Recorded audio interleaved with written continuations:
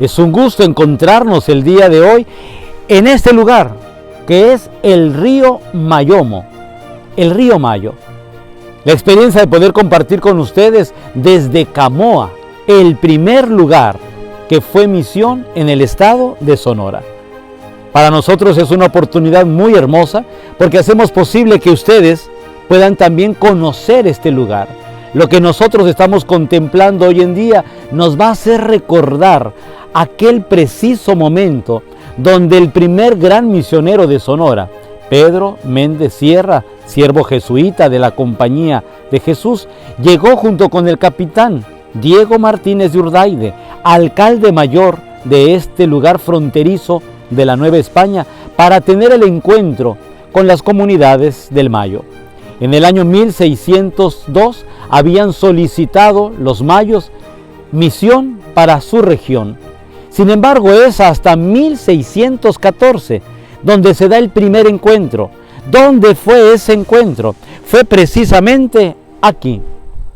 El capitán Urdaide y Pedro Méndez, junto con los catequistas suaques que venían de la parte norte de Sinaloa, aquí se encontraron con los mayos, en este preciso lugar. ¿Cómo fue ese encuentro? ¿Cómo sabemos nosotros de ese encuentro 400 años después? Esto fue gracias al reporte que hacía el padre Pedro Méndez de la misión a la que iba fundando. Y al dar el informe a la Compañía de Jesús, el padre Pedro dice: el encuentro fue maravilloso. La organización la realizó el capitán Urdaide, que no pudo haber habido mejor capitán para organizar una expedición de esta naturaleza. El capitán Diego Martínez de Urdaide venía con unos soldados del fuerte de Montes Claros. Ustedes y yo debemos saber que el fuerte de Montes Claros era el límite del territorio de la Nueva España. Hasta ahí llegaba el territorio de España como conquista de la América. Pero estas tierras del Mayo no habían sido conquistadas. Muchos intentos había tenido el capitán Urdaide por conquistar, pero no se había logrado. Para el 1610 tuvo un encuentro con los yaquis terrible, donde pudo salvar su vida milagrosamente. Pero en 1614 es cuando llegan aquí, a este lugar. Sabemos que el proceso de la petición era largo. Desde el 1602 que solicitaron misioneros, las cartas tenían que irse hasta la Ciudad de México. El virrey de México tenía que solicitarlo al rey de España. La Compañía de Jesús de México solicitaba permiso al Consejo de Indias. Y la respuesta que daban desde España, desde Sevilla, tenía que llegar de nuevo a México y de México a estas tierras. Por eso se llevó casi 12 años desde la primera solicitud a que llegara el primer misionero a las tierras de Sonora. Por eso es de admirar cómo llegaron a este lugar que se llama Camoa. ¿Qué significa Camoa? Camoa significa en la lengua caíta, en la tierra mayo, significa milpa que no espigó. Sin embargo, nosotros sabemos por las experiencias y los testimonios del padre Pedro Méndez que es precisamente aquí, detrás de esos matorrales, donde los mayos salieron a ver quiénes eran estos misioneros, quiénes eran estos exploradores de su tierra. La descripción que hace el padre Pedro Méndez es que eran de estatura baja, de ojos rasgados, de tez morena, que llevaban en sus cabezas plumas de colores, que se adornaban el pecho con collares de conchas que traían del mar, que tenían muy poca vestimenta, que muchos de ellos en ese año de 1614 estaban padeciendo una hambruna terrible, que era un pueblo muy unido, un pueblo que sonreía continuamente y que vinieron al encuentro de este misionero. Qué maravilloso que ustedes y yo podamos hoy contemplar el agua del río Mayo.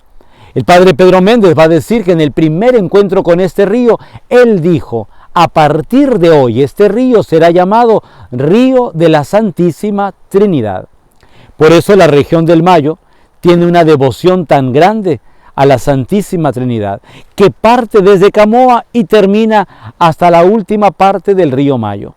Es tan interesante descubrir esta primer gran misión, porque en este lugar los 16 caciques de los distintos pueblos del Mayo se encontraron con el padre Pedro Méndez y con el capitán Urdaide. ¿Cómo fue ese encuentro? Así como lo describe el misionero jesuita, dice: salieron a nuestro encuentro no con espadas, no con lanzas, salieron con cruces en sus manos, que hacían de los matorrales que encontraban en su camino. Hacían arcos, dice el padre Pedro, no van a ser arcos de triunfo como los que hay en la Ciudad de México, pero van a ser arcos que se van a construir con las mismas ramas que encuentran en lo frondoso del margen del río Mayo. ¿Cómo vivían los mayos? Los mayos vivían dispersos a lo largo de toda esta ribera. No tenían un asentamiento único, eran nómadas. Donde había comida, ahí se movían. Si era tiempo de calor, disfrutaban de las sombras de los álamos, que están a la ribera del río. Y si era tiempo de frío, se iban a las montañas, a los lugares ocultos donde había cuevas, para poder refugiarse del frío. Era gente que vivía al día. No tenían ganadería, no tenían agricultura desarrollada como después se va a hacer con las misiones. ¿Cómo se llamaban estos hombres, estas mujeres? Nosotros los conocemos como mayos. Y la palabra mayo significa límite, es decir, donde están resguardado todo un pueblo. Pero ellos asimismo se denominan yoremes. El yoreme es el que cuida la tradición. Y a partir de ese día, el encuentro con este hombre portugués, que era el padre Pedro Méndez, y con Andrés Pérez de Rivas, después que llegan como misioneros Tomás Basilio, y todos los soldados, incluso el mismo capitán Urdaide, a todos aquellos que no son yoremes, le llaman yoris. El yori es el que no es yoreme. Y bien, de una manera despectiva a veces se dice que es también aquel que no respeta la tradición. Pero dentro del mismo pueblo mayo se encontraban personas que le llamaban torocoyoris. Y el torocoyori era aquel que no respeta la tradición de su propio pueblo. Por ese motivo es muy interesante conocer la cultura, la raíz del pueblo que después va a ser la base para todos los demás pueblos, misión del estado de Sonora. Fíjense qué interesante poder descubrir esto. El padre Pedro Méndez nos va a decir que él con emoción llega al pueblo de Camoa y con lágrimas en sus ojos reconoce la sed que tiene aquel pueblo por conocer a Dios. Se cree que la fundación debió haber sido el 30 de abril porque la fundación se conoce como Santa Catalina de Camoa. Y el día de Santa Catalina de Siena se celebra en la liturgia de la Iglesia Católica el 30 de abril. Es una de las celebraciones más reconocidas en Europa. Recordemos que Santa Catalina es patrona de Europa junto con San Benito y San Francisco. Por ese motivo, llegar a evangelizar estos pueblos era bajo el patrocinio, el cuidado y la protección de Santa Catalina. Este es Camoa, un pueblo que fue la primer semilla para que se diera la evangelización en todo el estado de Sonora. Por eso para nosotros es muy importante que ustedes y nosotros lleguemos a este lugar y conozcamos dónde se plantó la raíz del cielo. Aquí se siembran las raíces del cielo. Desde aquí Pedro Méndez dijo: vamos a hacer de este pueblo una gran nación. Y esa gran nación sigue en pie. Esa gran nación sigue creciendo. Y ese pueblo que fue un día evangelizado sigue teniendo la necesidad de ser evangelizado. Nuestro pueblo de Sonora se encuentra todavía en un campo de misión. Vamos a conquistar este pueblo con la cruz del Evangelio y la resurrección de nuestro Señor Jesucristo.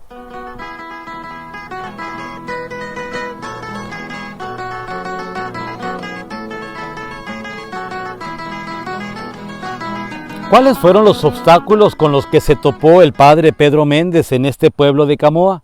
Los obstáculos de la misión fueron los siguientes. Primero, estos pueblos del Mayo no tenían un lugar fijo donde vivir. Estaban dispersos a lo largo de toda la ribera del río Mayo. De tal manera que un primer gran problema era la dispersión.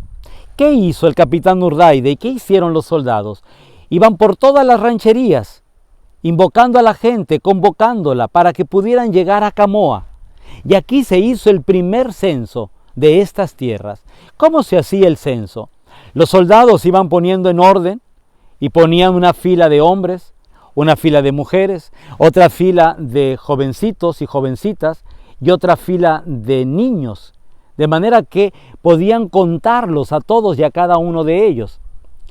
Los primeros bautizos que se hicieron en el estado de Sonora fueron aquí, en Camoa. Se bautizaban solamente a los párvulos, es decir, a los niños pequeños, porque ellos no tenían ningún problema de pecado público, de tal manera que los podían bautizar. Y se les ponía un nombre cristiano. Aquí una de las anécdotas más curiosas es que dice el padre Pedro Méndez que todos querían ser bautizados con el nombre de Pedro o con el nombre de Diego, que era como se llamaba él y se llamaba el capitán. Por tal motivo vamos a encontrar muchos Pedros y muchos Diegos en los primeros registros bautismales. A lo largo de los años se cree que haya bautizado el padre Pedro Méndez 20,000 mayos, una gran cantidad. ¿Por qué no se bautizaban entonces a los adultos? Porque el adulto tenía que dejar la vida de pecado a la que estaba acostumbrado. Uno de los grandes obstáculos que encontramos también es la poligamia. La gente de estos pueblos vivían de una manera incestuosa. A veces para ellos era muy común tener hijos con el pariente o con la persona cercana a sus vidas. De tal manera que la poligamia se había extendido en todos estos pueblos. Eran pueblos que se extinguían por la hambruna. Eran pueblos que también necesitaban extenderse para defender sus tierras. Sin embargo, el cristianismo trae el mensaje del amor de Dios, de la bondad de Dios y de la vida en la rectitud. La vida moral que enseñaban los jesuitas era una vida muy recta. De tal manera que para poder recibir el matrimonio, tenían ellos que recibir el bautismo. Pero para recibir el bautismo y ser llamados hijos de Dios y ser reconocidos miembros de la iglesia, tenían que renunciar a la poligamia. Los hombres tenían que renunciar a las mujeres que tenían y las mujeres tenían que renunciar a los hombres que también tenían. Y solamente se elegía a la pareja cuando ya públicamente habían renunciado a las demás personas con las que habían tenido vida marital, entonces era que podían recibir, después de una catequesis, el bautismo. Y ya bautizados, entonces el sacramento del matrimonio. Estos pueblos fueron pueblos muy religiosos. El padre Pedro Méndez nos cuenta como testimonio que en las noches, cuando ya los pueblos estaban tranquilos, se escuchaba el canto de las alabanzas en los distintos lugares donde habitaban los mayos. Un pueblo de mucho fervor. Sin embargo, el obstáculo que tenían eran los 7 pecados capitales. El gran problema que se toparon los misioneros fue con la pereza. Oove le llaman a los que son perezosos en la lengua mayo. Los hombres no querían trabajar. Tenían una tierra productiva, pero no les gustaba trabajar. No estaban acostumbrados a trabajar. Hacer de la misión implicaba instruirlos, educarlos y formarlos. Estas tierras que tenían un río tan vasto podían ser alimentadas con las aguas del río y se podía sembrar y se podía tener ganado. Por tal motivo, la organización para el trabajo de la tierra implicaba del empeño y la dedicadez de los hombres y mujeres de estos pueblos. Segundo tema que se encontraron fue con la envidia. Los pueblos se peleaban entre sí. Las personas se peleaban entre sí porque querían tener lo que el otro había alcanzado. La lujuria como un problema de estos pueblos que se manifestaba en la poligamia. La gula, la avaricia. Vamos a encontrar los mismos pecados capitales como problemas culturales de estos pueblos. La ira y el orgullo. De tal manera que los retos de la misión era evangelizarlos. Y al evangelizarlos iban dejando atrás la vida de pecado. ¡Qué gran misión hizo Pedro Méndez en Camoa! ¡Qué gran misión hicieron a lo largo de todo el río Mayo! ¿Qué encontramos también como problema de la evangelización? El problema de una cultura de hechiceros. Recordemos que el Mayo, por cientos de años, habían estado organizados por los hechiceros. Y el hechicero se sentía amenazado con la llegada del Evangelio. Sentían que habían sido desplazados por la cruz de Cristo.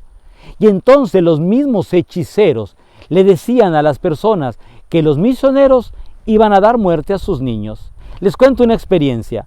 Para poder bautizar, en aquellos años del 1614, se ponía sal que se bendecía y se colocaba en el paladar de los niños.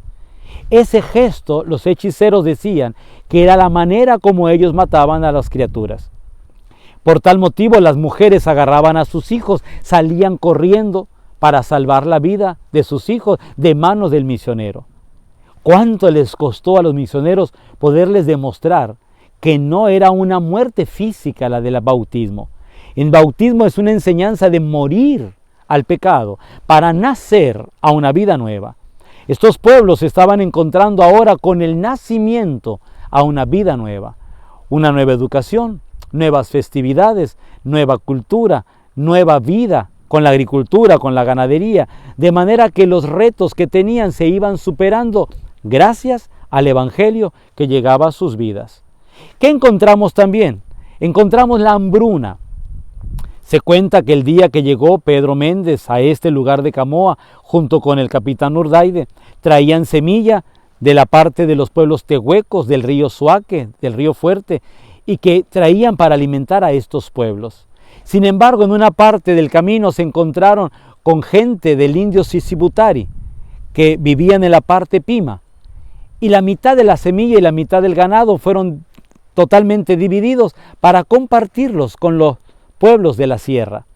Total, que aquí estaban muy cerca de Sinaloa, donde ya había un desarrollo de la agricultura y de la ganadería. Llegaron con las primeras semillas y llegaron con las primeras bestias. Tenemos que descubrir, la agricultura y la ganadería del pueblo de Sonora tuvo su origen también en esta tierra. ¿Cuánto le tenemos que agradecer a estos hombres y a estas mujeres? ¿Y cuánto ejemplo aprendemos de ellos para poder hacer de nuestros campos misión campo de desarrollo, de respeto, de dignidad humana? Juca ola tembuise te aigua, me calo balacate. Juca ola tengomtia te aigua, cuptene kipte casica, cuptene kipte casica, huyamane no yowa, huyamane. Nos encontramos en el centro ceremonial de Camoa, después de que el padre Pedro Méndez tuvo el primer encuentro con la comunidad mayo en el río. Se llegaron a buscar un lugar y ese lugar fue precisamente aquí. Lo que está a mis espaldas es el templo de Camoa, posiblemente el templo más antiguo de Sonora, que se mantiene en pie. Sabemos que la construcción lateral es posterior, pero vamos a ir a ver la parte antigua donde se hizo el primer templo a Santa Catalina. Vamos a encontrar entonces que este centro ceremonial, que es muy amplio, los mayos le llaman el Conti, y en el Conti se realizan todas las celebraciones de la Cuaresma y de la Semana Santa. Es el lugar donde se da la catequesis, es el lugar donde el misionero trajo la evangelización. Aquí se reunía toda la gente, todo el pueblo, aquí se les enseñaba a los niños el catecismo, aquí se proclamaba la buena nueva del reino de Dios, aquí se celebraban los sacramentos. Por eso es tan importante poder decir que desde este lugar, el primer templo de Sonora, se empezó la evangelización de este pueblo.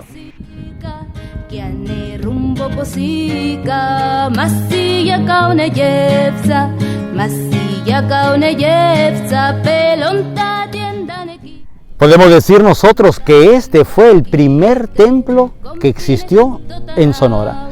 Yo les invito a que veamos el tipo de piedra, el tipo de construcción. No es ladrillo, es piedra que se trajo, que se colocó, porque recordamos que las misiones primero se hacían jacales, es decir, hacían unos troncos que se ponían como base, después se ponía encima alguna de las hierbas del monte y servía como lugar para poder evangelizar. Con el paso del tiempo, esos lugares que eran así como unas enramadas, se fueron dando forma a templos. Por desgracia, debido a muchos momentos difíciles que vivió este territorio de la región del Mayo, como fueron las inundaciones, hicieron que estos lugares se destruyeran. Sin embargo, ¿qué sí se mantuvo en pie? Lo que fue construido en piedra. Para nosotros es un ejemplo como iglesia. La iglesia que se construye sobre roca. Jesús nos lo enseña en el Evangelio de San Mateo.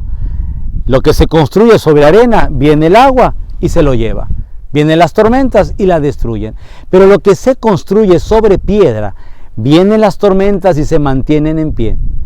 No sabemos si tendrán 400 años, pero sí sabemos que hacen referencia a la misión que se fundó aquí en Camoa hace 400 años. De tal motivo que nosotros tenemos una razón muy fuerte para conocer las raíces de nuestra iglesia de Sonora. Una iglesia misionera, una iglesia que tuvo desafíos, una iglesia que supo afrontar el tiempo, una iglesia que tuvo el fervor del pueblo, una iglesia que fue abandonada por los misioneros por muchos años y una iglesia que sigue teniendo la fe y la devoción en la presencia real de Jesús sacramentado. Por eso les invitamos a que al ver estos videos con estas misiones y conocer estos misioneros, nos lleve también a nosotros a tomar conciencia del papel que tenemos en nuestra iglesia. Una iglesia que esté viva, que esté construida con piedras vivas y que esta construcción de Camoa nos haga recordar que también nosotros somos constructores de una nueva civilización, que así como esos misioneros llegaron y trajeron el Evangelio con su testimonio de vida, también nosotros en este siglo tenemos que llevar el Evangelio para que se haga presente en la vida del tiempo moderno.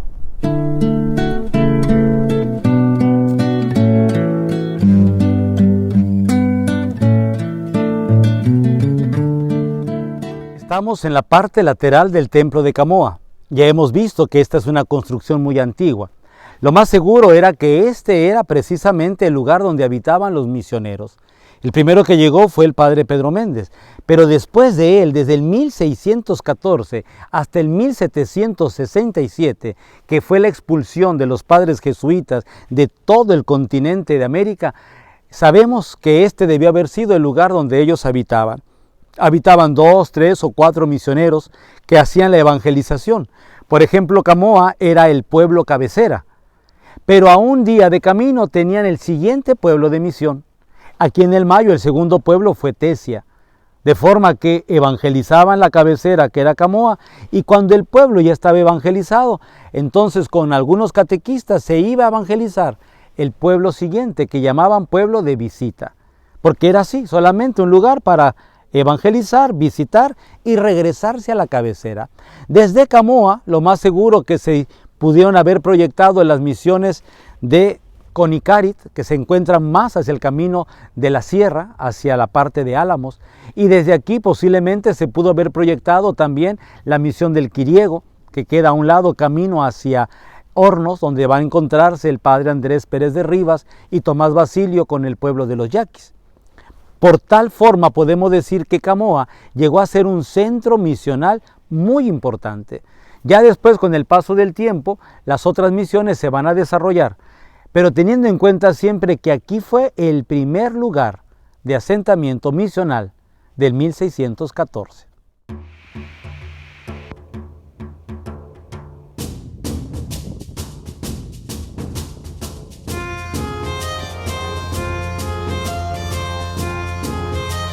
Ya establecida la misión de Camoa, como lo hemos visto con su templo, con su centro ceremonial, era muy importante la campana. Traer en un lugar una campana implicaba un gran reto, pero era el signo de la convocación de la misión. Se les llamaba a los distintos oficios litúrgicos que se tenían. Se sabe que en la mañana estaban dedicados al trabajo, pero por la tarde venía la catequesis y todo este lugar estaba lleno de gente. Recordemos que en aquel tiempo la población de los mayos era muy prolífera. Había muchos mayos y la gente se reunía para poder hacer la organización litúrgica. Había catequistas, había cantores, había maestros, es decir, enseñantes de las tradiciones. Se conocían las danzas, el venado y el pascola se integraron dentro de la misma liturgia y eran parte de la vida ceremonial del pueblo. De tal manera que el centro del pueblo era precisamente aquí donde nos encontramos. Era el centro de la cultura, el centro del lugar donde se celebraba la vida. Y las ceremonias se hacían cada novenario. de manera que cada 9 años se estaba celebrando algo grande y cada 9 días se celebraba también la festividad de algún santo. El pueblo mayo se convirtió en un pueblo muy alegre, un pueblo muy religioso, un pueblo lleno de Dios. Hoy le tenemos que decir a Dios que nos conceda la alegría de volvernos a reunir para celebrar su presencia en nuestros pueblos. Que la campana nos siga llamando en nuestras iglesias para que podamos sentirnos cada vez más corresponsables con la palabra que Dios nos da y poder sentirnos pueblo de Dios en medio de este mundo vasto.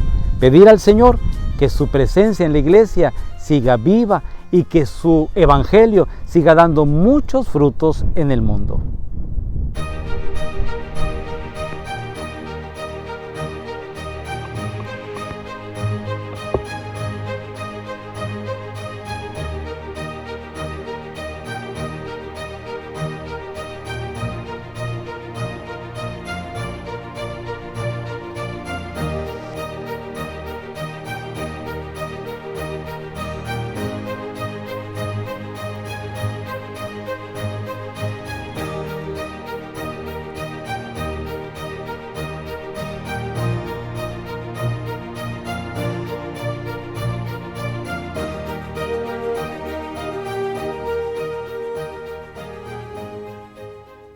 Hemos llegado ustedes y yo a este lugar. Es el altar principal de esta iglesia de Camoa. Lo más seguro que en este lugar se celebraron los sacramentos por muchos años. Si ustedes y yo nos damos cuenta del altar, es un altar de tipo tridentino. ¿Qué es esto? Las celebraciones antes del Concilio Vaticano II en la Iglesia Católica, 1968 en adelante, se empieza a celebrar la Eucaristía de frente al pueblo. Pero antes del Concilio Vaticano II, la Eucaristía se celebraba al estilo del Concilio de Trento, es decir, con la celebración y el sacerdote de espaldas al pueblo y de cara a la imagen de Cristo. De forma que este es un altar que debió haber sido muy antiguo. Y eso nos hace recordar que si hace 400 años, aquí, en esta misión de Camoa, Pedro Méndez fundó este pueblo, evangelizó. Uno de los grandes frutos de la evangelización va a ser la devoción a Dios, la entrega a Dios. Y estos pueblos han seguido esas tradiciones a lo largo de 400 años. Ustedes y yo nos dimos cuenta lo largo que es el templo, porque aquí ese es un lugar de ceremonias, donde entra la danza del venado, del pascón en la parte de afuera, y los matachines entran marcando los 3 pasos en el nombre del Padre, del Hijo y del Espíritu Santo. Fíjense qué bonito poder decir que estamos en un lugar donde se celebró la fe al inicio de la era misional de nuestro estado.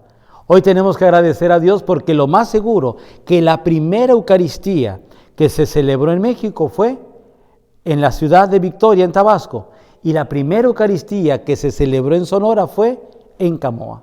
Así que, ¿cómo no agradecerle a Dios la bendición de hoy poder estar en el lugar de la primera Eucaristía de nuestro estado? Estamos precisamente conociendo nuestras misiones y la labor de nuestros misioneros.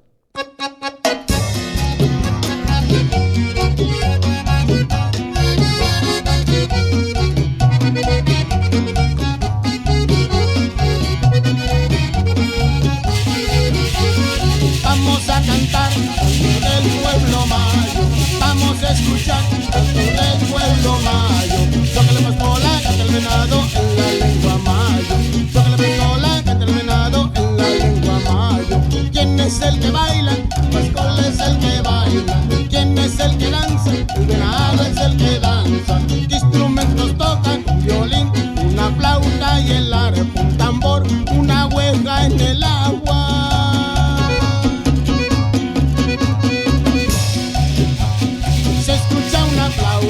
Se oyen los tambores, se escucha una flauta, se oyen los tambores, se oyen los fariseos en la mañana al amanecer, le están haciendo alba a Dios del cielo por su poder.